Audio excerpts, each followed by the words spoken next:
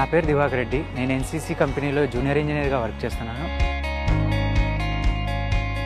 ఇవి DI pipe lines use చేసే waste water, cleaning water ఇవన్నీ ఇందులో వెళ్తాయి. అవి పవర్ కేబుల్స్, అంటే అందులో 33 kV వాట్స్, అంటే మనం ఇప్పుడు యూజ్ చేస్తున్న కరెంట్ అంతా అండర్ గ్రౌండ్ కేబుల్స్ ద్వారా వెళ్తాయి.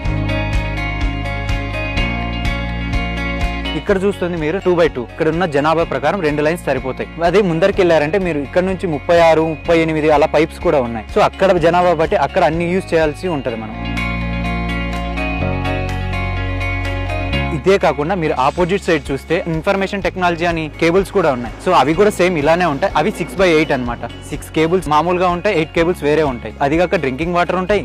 రోడ్డుకి ఇరువైపులా మరియు స్ట్రోమ్ వాటర్ డ్రైన్ ఉంటుంది. రోడ్డు మీద వాటర్ కానీ మన డ్రైన్ వాటర్ కానీ ఎక్కడైనా డ్రైన్స్ ప్రకారం వెళ్ళిపోతాయి.